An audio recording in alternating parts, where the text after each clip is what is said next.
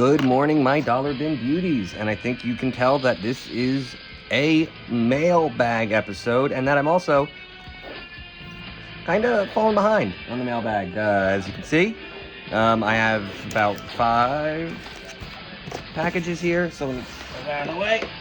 It's giving you a sense of what we got in store. We got this one first. Let's see. Okay. Wait, almost. Didn't quite. Derp. Okay, so this one is from Jam Comics. I got this, I guess, probably 2 Wednesdays ago, actually. I don't even remember. I haven't been opening my stuff. That going. That off. Man.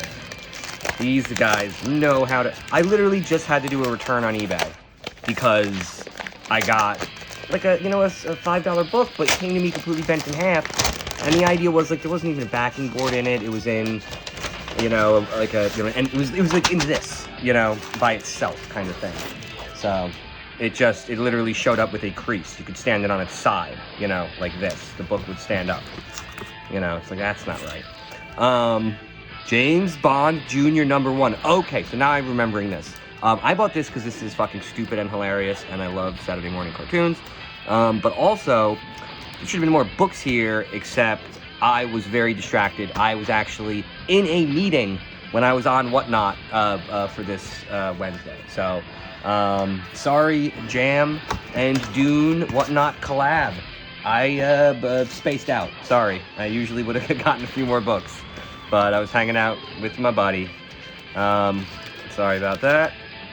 I will try to maintain proper vigilance next time.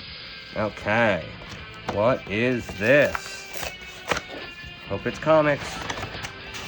Please don't be a paternity test result that I know of. Masking tape. I like masking tape. It's easy to get rid of.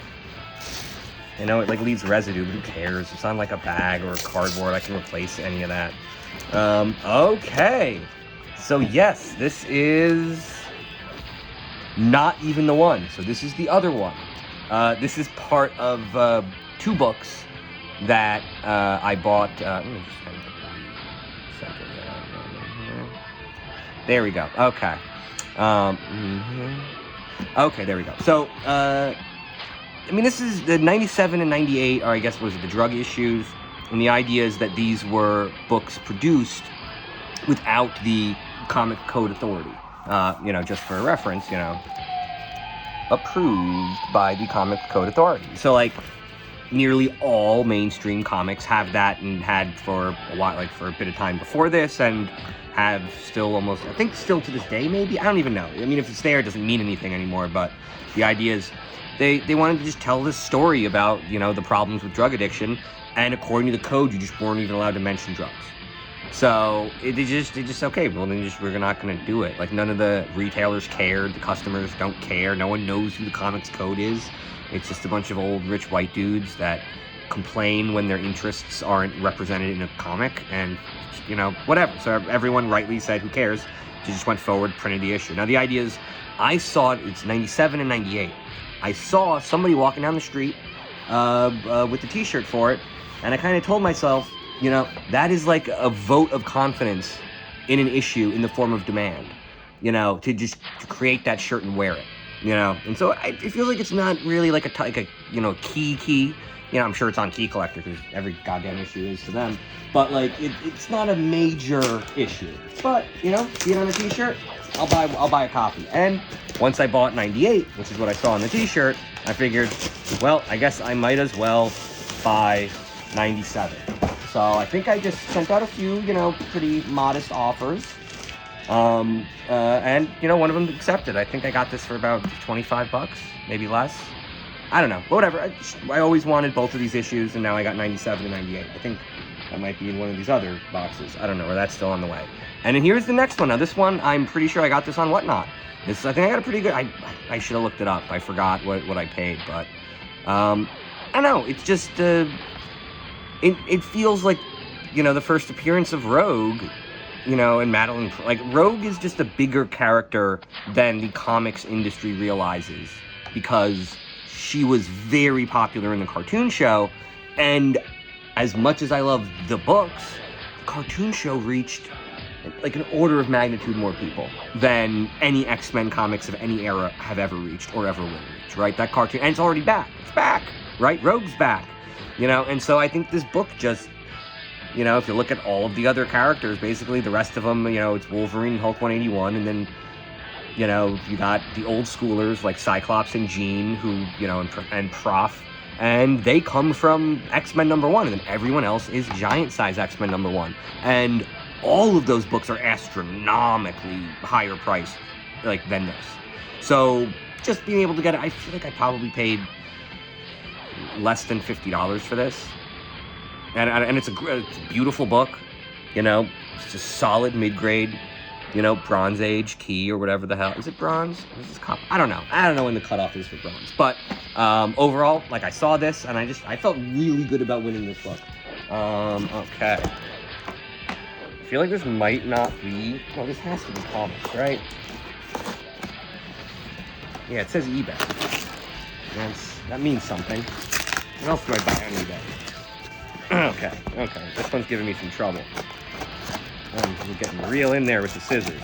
I don't know if you can hear the, ooh, they did a really good job of packing this. There's another package inside of this package. So this is one of the ones where I peppered somebody with a ton of offers, and they were just, you know, mostly like really low, you know, relative to what they had posted on eBay. And the idea is you do that a couple times, they go with it, and you realize, like, okay, cool, these guys are cool. And I think I just peppered them with a ton of, you know, which, like I said, lowball offers, but like I said, this was obviously in his interest. He had a lot of books he wanted to get rid of, and I got a lot of wow. Okay, so I'm not even gonna go over this one, because it's too many books. Like, I'm gonna have to do a full video for this one, but, and I'm gonna, like, figure out, okay, I can't even, like, it's so well packaged. This shit is, it's like the thing with the handcuff to the wrist suitcase thing. It's like that. But it was just a bunch of, I mean, like, it would have been really cheap silver or cheap bronze, you know?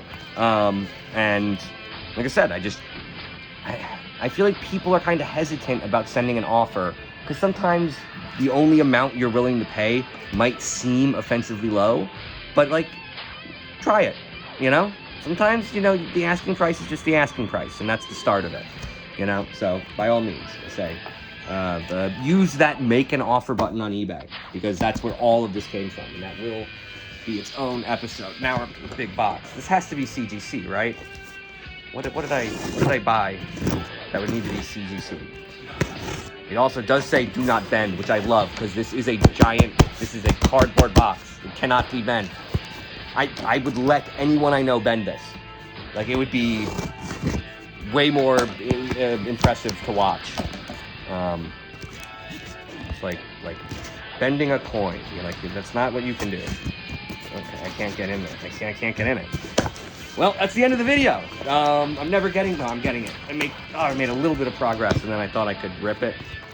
And tape is some shit, you know? Gotta love tape. It's so too big of a box. Okay, what did I do here? Getting in there, and there's a lot of packaging. This guy did his job. Oof. I am not even close to the book, I don't think. Okay, hold on. I'm gonna have to just dump stuff out in the ground. Okay. Oh, shoot. Yes. Okay, I remember this now. So this was a WhatNot purchase, and this is another one of my, you know, these are keys that I genuinely believe to be undervalued. You know, sort of like the Rogue thing, and it's also like these are characters that I liked when I was a kid. Now they're way more obscure than Rogue. Ego, the Living Planet, and the Living Tribunal. And the idea being, when I was growing up, I really liked the Marvel trade. I really have a giant pile of packaging materials. Like the people who shipped CGC, everyone did a great job. Like the CGC books and this package here, they crushed it. Those were impervious. But so yeah, I really like the trading cards, and in the Impel Marvel Series 3 series, they had a like subsection of cosmic beings, and you know, Ego and the Living Tribunal and the Celestials and all these other weirdo wonky characters that kind of, it's like hard to work with, so they don't really feature a lot, right? It's hard to bring Galactus into a story without the whole story blowing up, and Galactus is the most popular of all of them, so he blows up a lot of stories. But the idea is, I love the cosmic beings, so anytime I can get an affordable first appearance, and like I said, I don't love CGC books, but a fair price is a fair price, and like I said, these 3 CGC books, you know, mid to low grade, you know, like B or C tier keys, kind of, nothing crazy, but I got really good prices on these, you know, that's the fact, like, that's just the way it works. So, you know, keep looking. I do still think there's some, you know, key issues worth buying, but for the most part, this is it. I mean, a lot of these were dollar books, so this is really my kind of stack. So I'm gonna do a full video on this guy, and thank you for joining me. Good night and good flight.